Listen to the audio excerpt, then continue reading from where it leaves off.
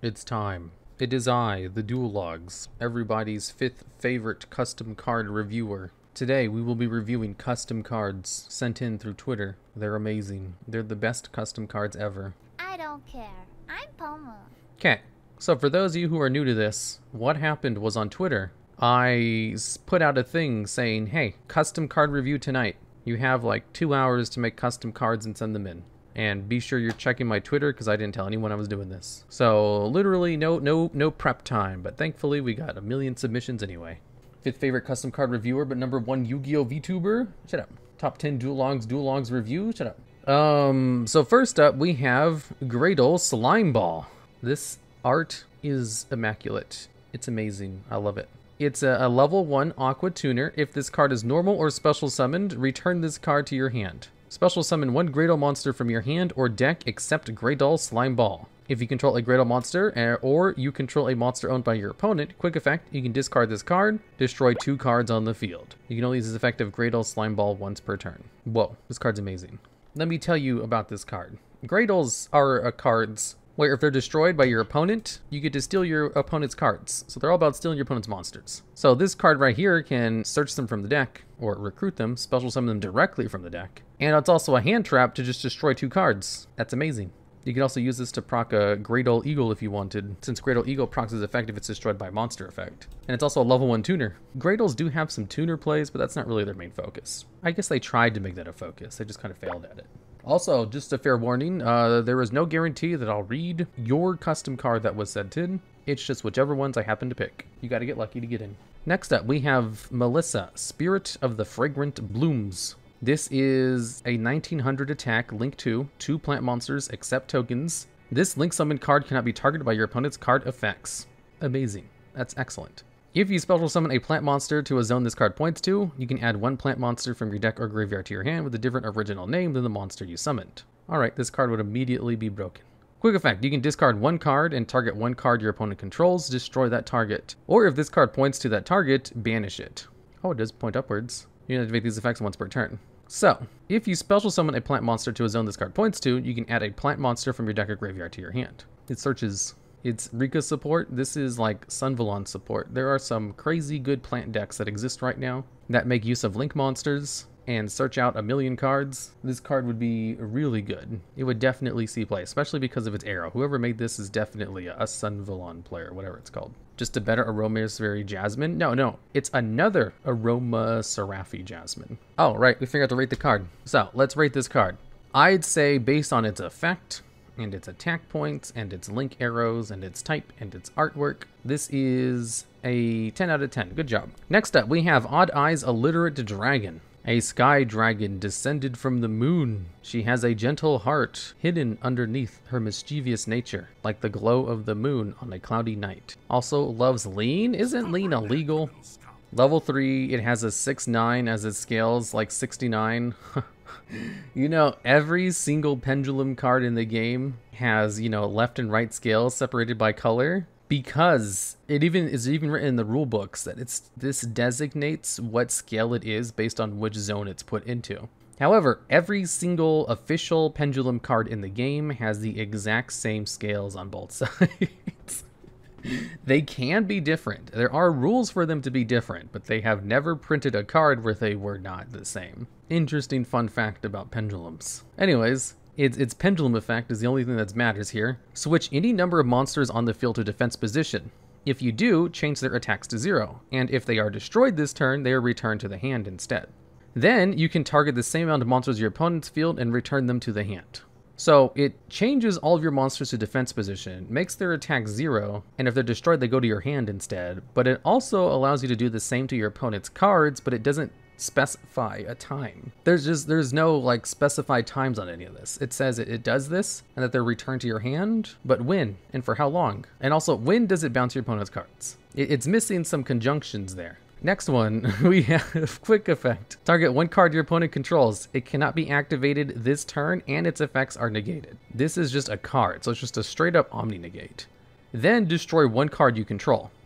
This card would be played in every deck for that one little line of text alone. That's so good. Excellent card. We'll have to give this one Let's see. We'll give it a 69 out of 10. A 69 out of 10. Excellent card. We have Father Spider, the TheDuelLogs. Well, it's level 4 and has 1150 attack and 600 defense. Those stats are kind of low, not gonna lie. It's an insect effect monster. Don't know why it's not psychic. If you control an insect monster, you can special summon this card from your hand. If this card is normal or special summoned, you can add one Mother Spider from your deck to your hand. You can tribute this card, banish all non-insect monsters in your graveyard, also change all monsters your opponent controls to defensive position. You can only use these effects once per turn. Oh, I get why it's insect now. It's Mother Spider support. Excellent. And it has 600 defense, so it's searchable by Cupid Pitch. And it special summons itself, and it gets rid of all your non-tuners, your non-insects in the grave, so you can actually use Mother Spider, and it sets up Mother Spider. Oh my god, this is an excellent card. We have to give this one a rating. We give this one a 10 out of 10. Good job. It's an okay extender and beast trooper. It's an amazing card in spider decks. Next up, we have Kurachnid Plush. Kurachnid Plush? What? Anyways, it's a level 1 spider insect. If your opponent normal or special summons a monster in face-up attack position, quick effect, you can discard this card. Also, you can reveal one Mother Spider in your hand. Change that monster to defense position. Then, if you revealed Mother Spider, that monster cannot be used as material for a fusion, synchro, Xyz, or link summon until the end of this turn. Oh, that's good. That's a good card. Discard this card, reveal Mother Spider. That means you can't use it generically. You can only use it in Mother Spider deck. Mother Spider is very easy to search out. And then it sets up the effects. You need to stop your opponent. This is an excellent card. We'll have to give this one a 10 out of 10. Good job.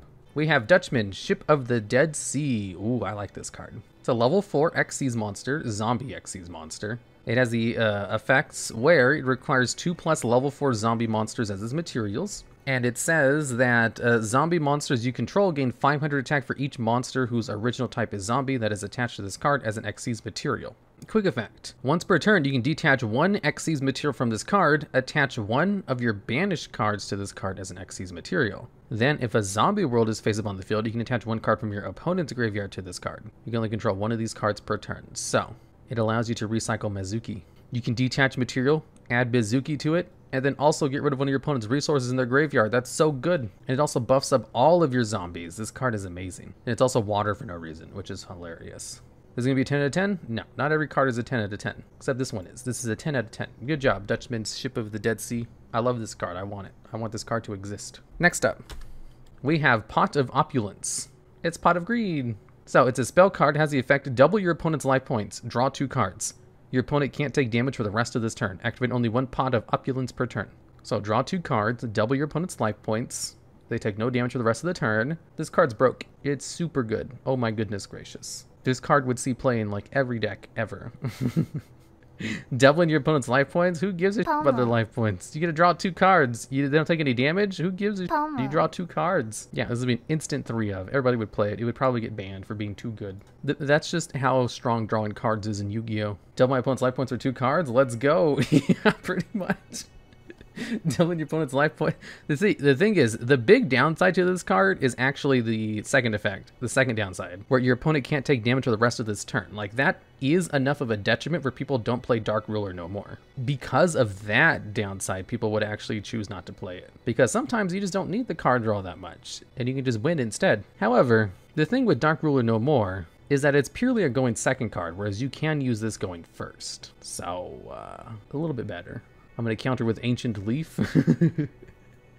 Dark Ruler is actually seeing meta play again because of Sprite and Terra. No, Dark Ruler no ruler always sees competitive play. It's just, it's not like the go-to going second card. People don't play it that much, considering the effect is really good at just shutting off your opponent's like whole board. So, let's give this card a rating. This card is a little bit, this card plus bad reaction to Kimochi. No, cards which set life point values are unaffected by bad reaction to Samochi and Dark Nurse in the Dark Nurse. It has to give a specific value in order to be procced by those effects. If it sets the value to something, then it doesn't do anything. So this one would not kill your opponent with bad reaction.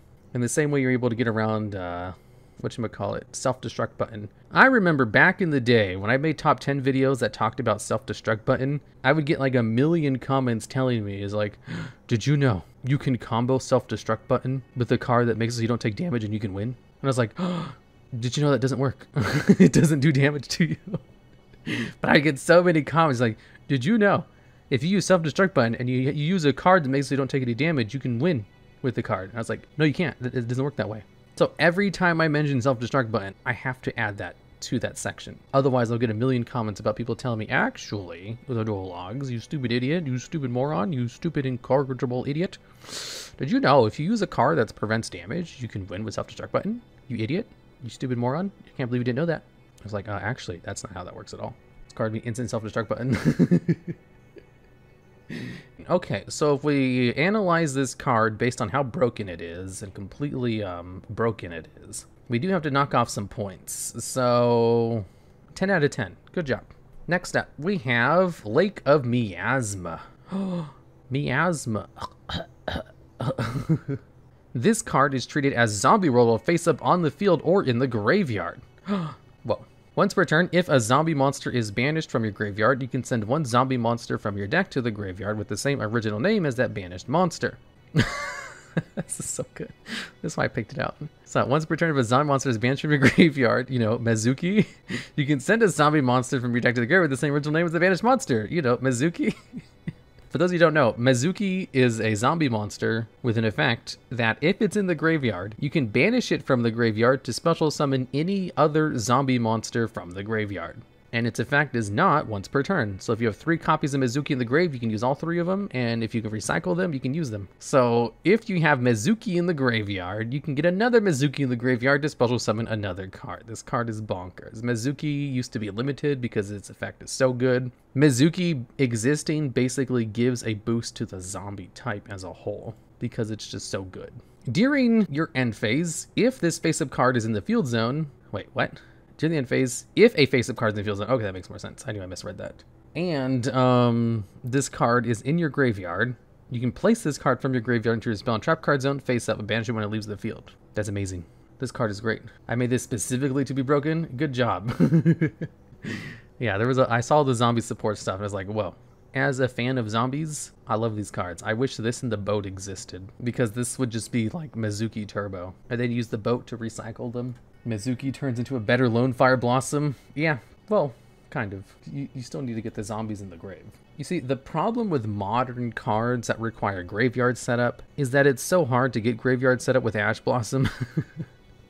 Like, Lightsworns used to see competitive play all the way until a few years ago before the game just got to a point where decks don't let you send cards from your deck to the graveyard anymore. So you can kind of make these kinds of support broken because getting cards into the graveyard in the first place is now considered a premium. Where it used to be like really easy back in the day. Nowadays it's not. It's actually really hard to get your monsters in the graveyard nowadays. So let's give this card a rating. Oh, I gotta pull out something else. We can't just give everything a 10 out of 10. So, this card, if we analyze it based on its art, the effect, how it supports zombies, let's give this one a 10 out of 10. Next up, we have Vigilant Vigilante. I just noticed that. It's basically Vigil 3 times. So, it's a level 2 tuner. Once per turn, when a card effect is activated, quick effect, you can send this card from your hand or face-up field to the graveyard for the rest of the duel. After that effect resolves, cards with the activated original name can only activate one of their effects per turn, and only once per turn. You can use the effect once per turn. Basically, this gives a monster a hard once per turn if it doesn't have one. So if your opponent activates the effect of Deskbot 001 to bring itself back from the graveyard, you can use this in order to force it to have a hard once per turn on that effect, so it can't use it again. The problem is this card is a ruling's nightmare.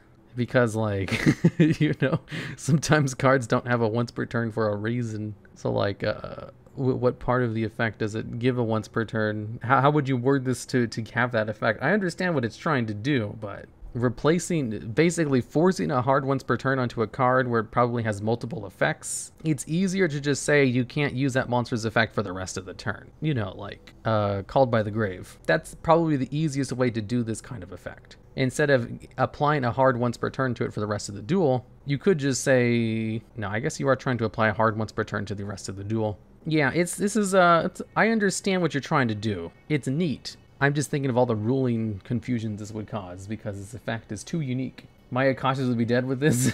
That's true.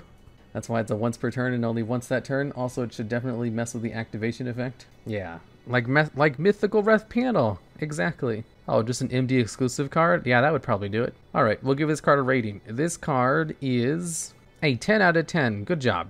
I would say, you know, Magic the Gathering Online, MTG Arena, they have a game mode in the game called Alchemy, which is basically full of online-only cards that can't work in the real game. And I would love it if Master Duel had an Alchemy version, because that would sound like it'd be fun. It'd be brand new cards. Next card.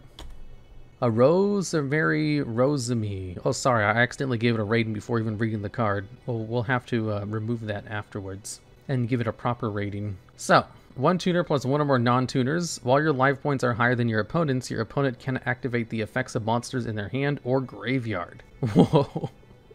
It locks out hand traps. That's amazing. Rosemary Simp, shut up. You can only use each of these following effects of a Rosemary Rosemary once per turn. A Rosemary Rosemary. If this card is synchro summoned, you can add a Winds continuous trap card or one aroma card from your deck to your hand. If you gain life points, spell to summon a plant monster from your hand or graveyard. This card is busted. It's amazing. 10 out of 10. Easy.